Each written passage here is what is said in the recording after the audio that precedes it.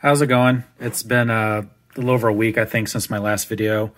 Last weekend, I went on vacation. A couple stops for trying to find some things. Just went to a handful of places. I did score a very hard to find Zippo, a very early one. Like I said, not too many stops on vacation. These are a couple things I picked up while out. Something I really like, this mid-century craps little gaming set. So on the bottom it's dated 1966. So just something for my personal collection. So I ended up getting that at all places at a thrift store, and I think it was like $10. Then went to a couple estate sales, and then found this Zippo at an estate sale. The estate sale, I think, started at 8 or 9, and we got there around noon. So I was really shocked this was still there. It's a 3-barrel Zippo, and you can date these by the bottom. They'll have dots or slashes, and that's how you can find a date code online to date these. This is one of the earlier ones. This one is from, I think, 44 to 1950 range. Not exactly sure. I have to look it up again. But mid-40s to 1950 or 52. Very desirable and really nice condition. And it has the 3 barrels, so that's how you know it's an older one. Plus the bottom, obviously, has the different style writing. Paid $15 for this, and these kind of go all over the place in price depending on condition. I think this is in pretty nice condition. You can see the script on the bottom is not wore off at all. Does have the original insert, and looks like a new wick.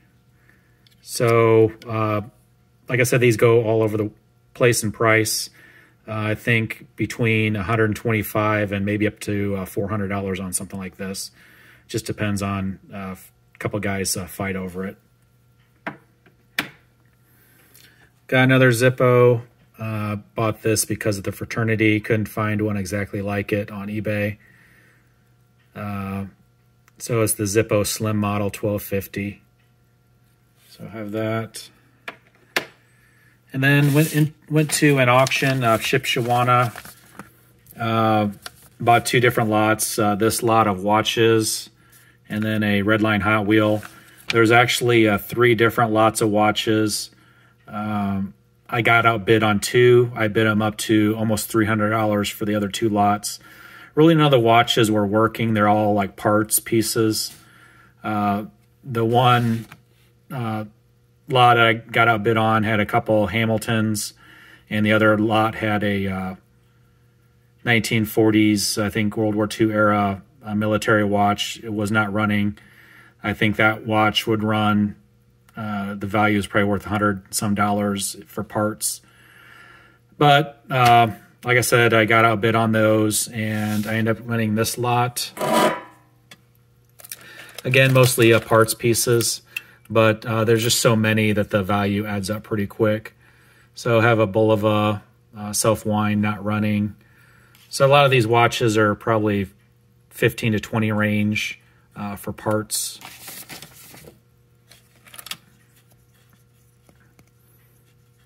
Have another a Benris, kind of unusual dial on that one. And that one will run a little bit when you shake it. So I have that. Another men's Gruen. Have an Accutron. I did tap it. The second hand does move, so I'm guessing there's probably a 50-50 chance it'll actually work. So this is obviously battery powered, and it's from 70 or 73.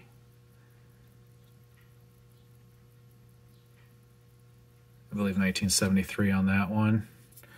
So even not running, I saw one sold for like $73, so about half my money back just on that one.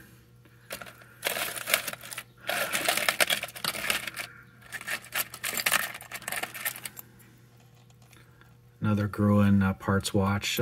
These are all gold filled.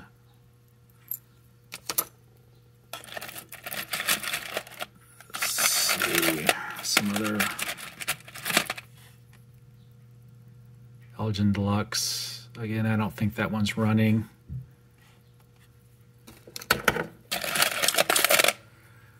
Another better model that's not running. Have a Vulcane. So another parts watch. And then there's a lot of ladies' watches. So all these ladies' watches you can lot in groups. Like here's a Wittenauer. These bring between like $4 and $5 a piece in a lot. So if you'd put like 20 or so in a lot of these type of watches that are gold-filled ladies' watches, you might get $100 for them. So I think the ladies' lot alone, with the quantity here, should get my money back also with just the ladies' watches. I don't think many of them run. They may have to test them to see if some of these ladies' watches actually run. That's another nice ladies' watch, Art Deco. I'll have to pop these off to see if they're gold. I kind of doubt it. I'm pretty sure the guy probably went through these to make sure there's no gold in here, but just never know. I think there was another pretty good watch in here. It's another Elgin. It's got like rubies on it. That one's not running. There was another, I think, Bulova in here that was actually running in very nice shape. Let's see, what is this? Another Elgin.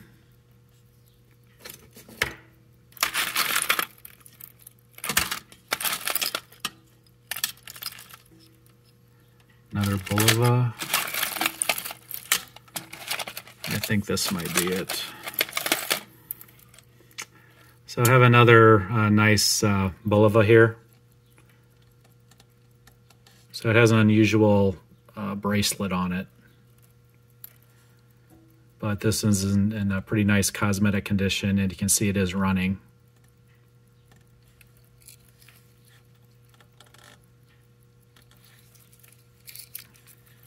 So I'm guessing that's probably around